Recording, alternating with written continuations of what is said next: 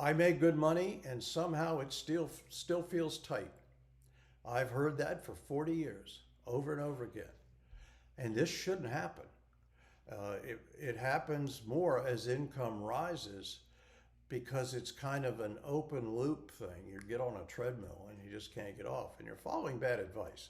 But we're going to talk about that. So if you've ever felt that you've done everything right and still feel pressure, this is for you. We want to talk to you. We're the responsible earner, which you probably are. You followed advice which you thought was really good, and everybody else is following it, so you decide you want to follow it. But money still feels heavy. Just think of what's happening. You're following advice that everybody else has been following over the years, and people are still outliving their wealth. Is there something wrong with the financial advice you're getting? This is why income really lies to people indirectly. It hides inefficiency and delays success awareness. It hides inefficiency. Have you ever heard of a business that was just going gangbusters, and then all of a sudden they weren't, and they were scrambling around to pay people? The reason why is the money masked the problem. The problem popped up when all of a sudden the inefficiencies were exposed. Look at our government. Our government's in that situation. As they start cutting back, they find all sorts of inefficiencies and fraud and all sorts of things. That's because the money was masking the problem. And they kept asking for more money and more money and more money. It's a great example. The system will measure earnings and not structure. What that means is it's masking your money. So we don't start with products. We start with visibility. We don't care about financial products. We sell them, but only when the client asks for it. We educate the client so that they know what questions to ask, and then they see it in their model that we develop for them. They can see the inefficiencies and how to fix them. But if you can't see the inefficiencies, you can't fix it. And that's the issue today. People can't manage what they can't see. And it's fragmented your plans because there's money being extracted one place.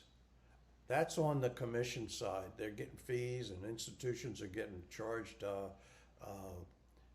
They're charging fees and all sorts of areas where they can make their money, managing the money, and then they got to pay commissions and all of that.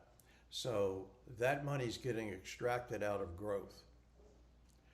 When you know what those fees are and you're able to identify them, if you could put those to growth, they'd be massive. Your retirement plan would be solid. But people are taking away your retirement plan. And most people don't have a plan. They have a motion. They're going through motion. They don't have a long-range plan, and they've not been able to simulate the future so that you could see where the problems are. People get busy feeling productive. Busy work. Motion delays correction. Exhaustion becomes the signal that something's wrong. So if you're listening to this and you're stressed but you're making a lot of money, you're in the exhaustion phase. A client once handed me his entire financial life in a shoebox. That was his financial plan.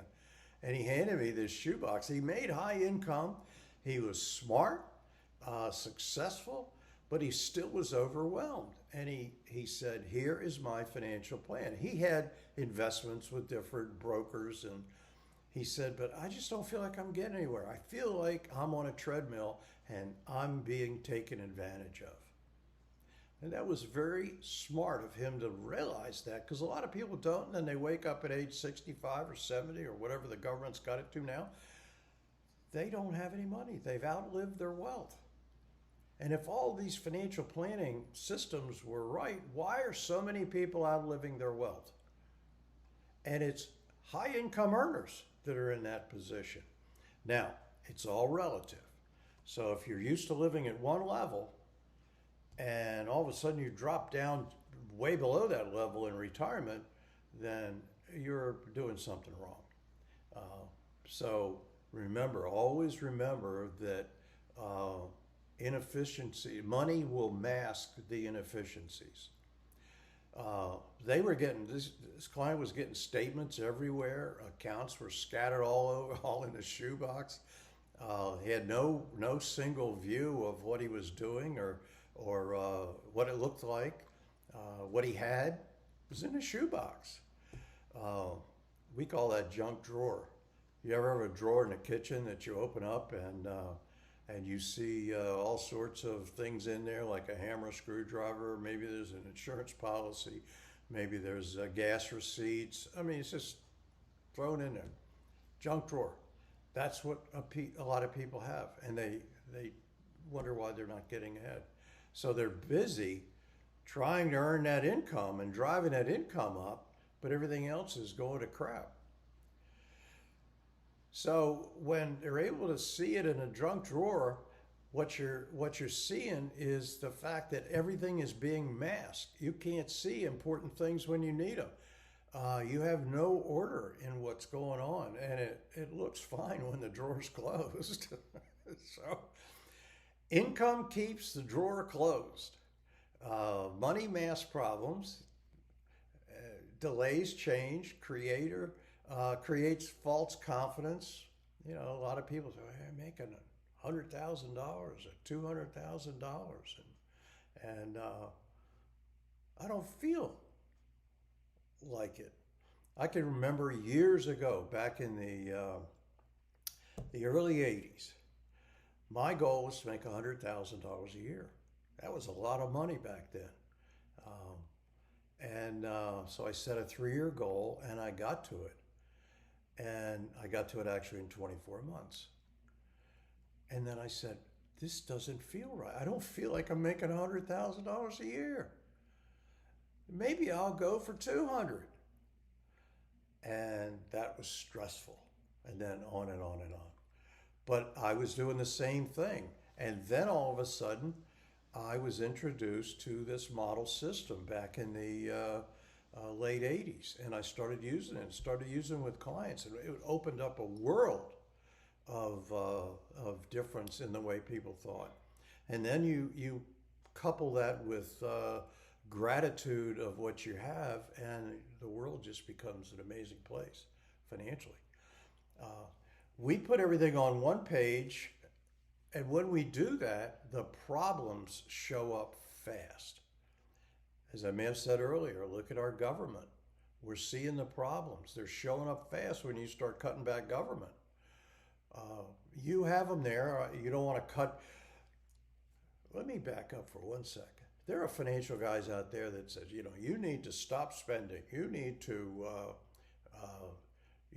start saving. You need to get a better handle on everything. You need to not go out to dinner, blah, blah, blah, blah. You don't need to do all that.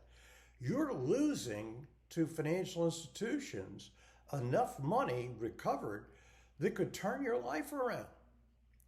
But the people giving that advice, they don't know that. They don't understand the fact that you are able to see everything on one page. And so what do they do when somebody talks about it? They put it down. It's not in their wheelhouse.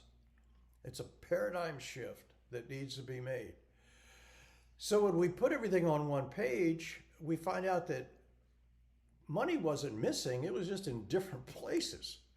They had constant leakage and bad flow, not bad income, bad flow. The stress dropped the moment he could see it. When we took that shoebox and we put all that stuff in the model, I call it stuff, all the financial stuff, in the model, understanding brought calm. and can be able to, when you controlled it, you replaced worry. And no new money was required. We did not get him to spend any more money. He just became more efficient with what he had, and we put that to growth. It was that simple. So he didn't have any more out of pocket cost. He just captured what he was letting go out the door. We captured what was in his shoebox. So we didn't add anything, we fixed the structure. Uh, no products, no chasing returns. We had alignment before growth. Now, did we end up using products when he brought that shoebox in?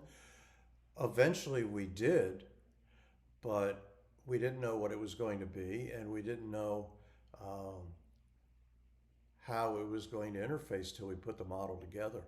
We found out he had some very good things in place. He had some good life insurances in place that you you don't want to touch those things because those are in great, they're if they're if they're cash generating, they're doing great. Uh, we might have found a better term for him or something like that, but we also are managing what he has. Uh, Income rewards effort. Structure rewards alignment. Income rewards effort means if you work hard, you're going to get income most of the time. The structure rewards the alignment. Once you get aligned, you draw a breath of fresh air. You now feel peace. You now feel gratitude for what you have. Before, you weren't able to feel those things because you were busy chasing the dollar. Excuse me. Nothing magical happened, and that's why it worked. When we do this, nothing magic happens. You just see it clearer. You're able to make better decisions, and you're able to get money to behave. That's important. When you follow advice by somebody else, money's behaving the way they want it to behave. You need it to behave the way you want it to behave. And I know this is kind of pie in the sky, but if you decide to check us out, you'll see see what we're talking about. And it creates less friction. It's friction in your life. The higher the income, the longer people stay stuck. So if you keep earning and you're on that treadmill and you keep moving and moving and moving, you're going to get stuck. And success, you're going to get success, but it's going to delay the pain. Once that success starts slowing down, and if it ever stops, that's why people get stressed out and get ulcers and all sorts of problems. Stress absorbs inefficiency. The stress you have will get in the way of what you are probably learning, what you're probably losing. And you're able to mute the warning signs because you're masking it all with chasing the dollar. Chasing a dollar is not the important thing. Wealthy people years ago never chased a dollar, they chased structure. The goal was never more money, it's clarity, control, and confidence. When you have clarity, control, and confidence, you are able to see everything clearer. And that's the problem. Again, I say it over and over again. I don't mean to beat a dead horse here. Sorry, PETA. But when you mask the problem, the inefficiencies are out of control. So when we look at the first move, when you make that first move, it's uncomfortable. The first move is uncomfortable, but when you're able to see it on one page, everything listed, you're able to fix it.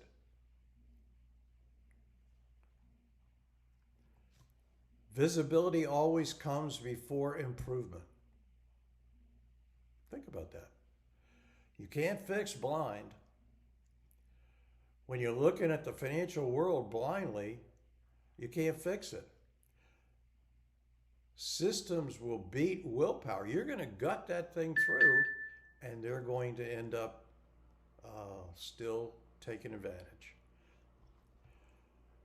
So this channel exists for good earners who feel stuck. We're going to give you weekly breakdowns. We're going to talk about this weekly. This is a 90-day program. We're going to do one of these videos every 4 weeks, and we're going to break down different stories, like my story about the shoebox. And the guy is just amazingly wealthy right now, because even though he had the shoebox and now he got control of it, he still was on that quest. But it was a quest because he wanted to do it, not because he had to do it. And we're going to talk about why advice keeps people busy and not free. And we're going to talk about why income delays freedom. So tune in next week, personaleconomiccoach.com, and we can explore these different topics further. I hope you have a great week, and we'll talk to you next week. Take care.